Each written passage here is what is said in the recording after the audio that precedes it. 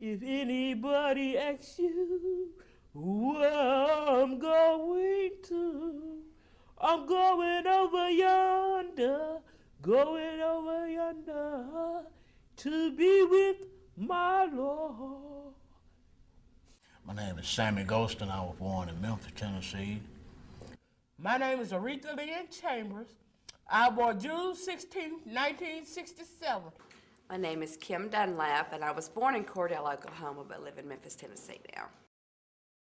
In 2005, I was in jail, incarcerated, for forgery, several other things. In 1994, I caught an aggravated assault charge against my wife and brother. I've been going back and forth to jail ever since I was 19 on aggravated assault with intent to commit murder. At that time, my diagnosis was schizophrenic and depression. The depression that I would feel would be just like really, really bad lows, and then I'd have really high manias, as they call it now.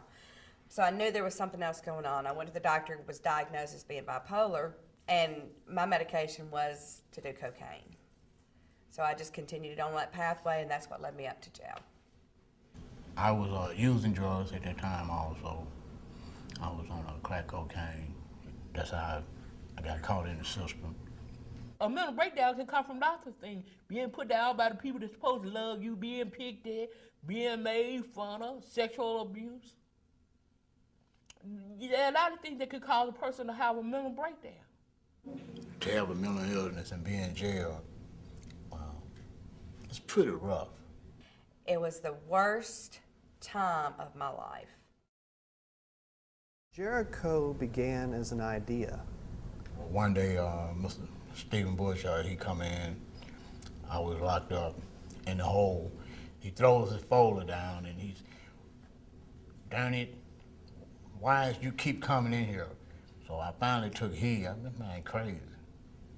What did he care?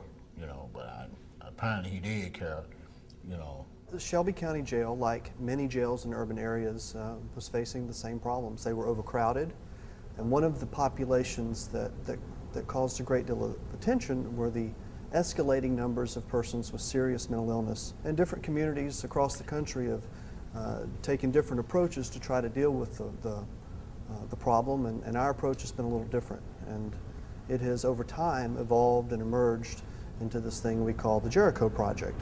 I never will forget. We got everybody together in our tiny little library, and I said, if we don't help these people, who will? But one day, I was sitting in jail on an assault charge, and Mr. Bush came to see me. And he said, "Why would an intelligent person like you keep coming back into the system?" It's rough to just navigate through here, to say the right things when a pretrial officer asks, "Give me your residence. Where are you going to stay when you get out? What's the phone number there? You ever going to get out?" The national statistics indicate that someone with serious mental illness who's in jail, waiting to have his case resolved, spends from 2 to 5 times as long as a person in similar circumstances, same charge, same criminal history, who just doesn't have a mental illness. I was only supposed to be there for 6 months. Everybody hit me, I hit them back. So that 6 months turned into 2 years. This is what happens. Most people with serious mental illness get arrested. They eventually get convicted. They go and do a little bit of time, and by the time they hit the back door of corrections, their Medicaid services are cut off. Their Social Security services are cut off. And they hit the streets without bridge medications, without any of the resources they need to stay well. These are all barriers to recovery. And what we've done over time is tried to address those and other types of barriers to give our clients a fighting chance of staying well. Everywhere there's a gap, we put a board or a bridge across that gap. It covers every aspect. Bridge medications, as we call it. Long-term medication management, residential treatment, if it's available and right for that person, outpatient treatment, if that option is available. All of these plans are tailored to the needs of the individual. None of them are exactly the same. That makes all the difference in the world. Well, my public defender, he made sure that he working through Jericho and with the court system made sure that I got my medication, that I was able to get to the clinic to meet my needs, you know, and things of that nature, you know. She had me to sign an agreement that I would stay out of fights and keep my medical appointments and stay on my medication. I had to go to court once a month, sometimes twice a month, because I had like 2 or 3 cases going on, okay? And then finally Mr. Bush at the Public Defender's Office got everything in one courtroom. That was really, really hard, but I knew that there was a reason, you know, they were building up to getting everything together, getting my plan together, what I need to do, make sure that I was following my plan. When you have a person whose reputation is known, or an entity, a social services agency, a support agency, that's willing to come before the judge and say, Judge, here's the plan. I have found, and Project Jericho substantiates that if you put the right network of services there, the judges will cooperate with you in most of the cases.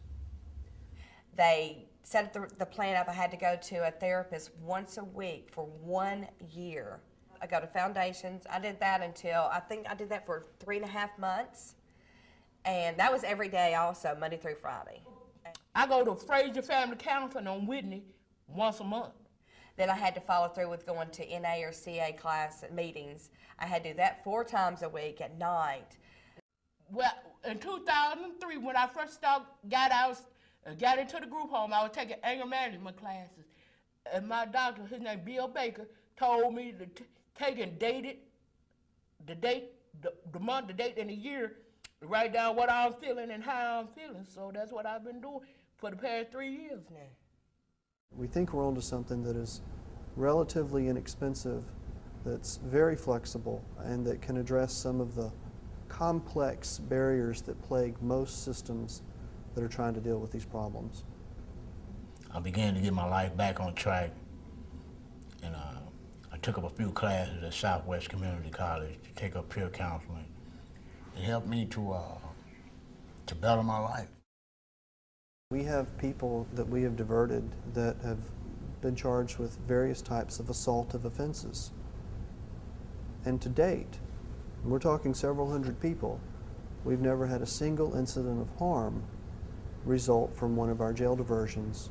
But I think the greatest thing is that we said that just as a matter of social values, from the standpoint of being humanitarian, we're going to put these individuals where they need to be, and that is any place other than in the jail.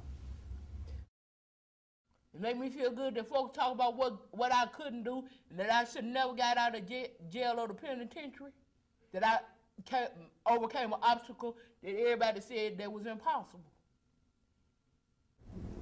What we'll do is opening doors, and we're creating the opportunity to build the right relationships so that these individuals can live successfully in our community with a lot of dignity. It's like I've been reborn, you know what I mean? I'm my old self again as I was when I was 12 or 13, you know, coming up. You know, I enjoy life now. You know, I can laugh, I can talk, you know, I can keep a few dollars in my pocket, you know, I have a bank account now, you know, things of that nature, you know. But my greatest love of all is trying to keep somebody else from ending up in the places that I did. It's a remarkable thing to watch someone reach recovery. So it's very rewarding. Nobody never said life was gonna be easy, but you ain't got to put yourself down because other people put you down. The best medicine is self-love. Precious Lord, take my hand and lead me on and let me stand. I might be weak and I might be weary. Whoa, precious Lord, take my hand and lead me on and let me stand.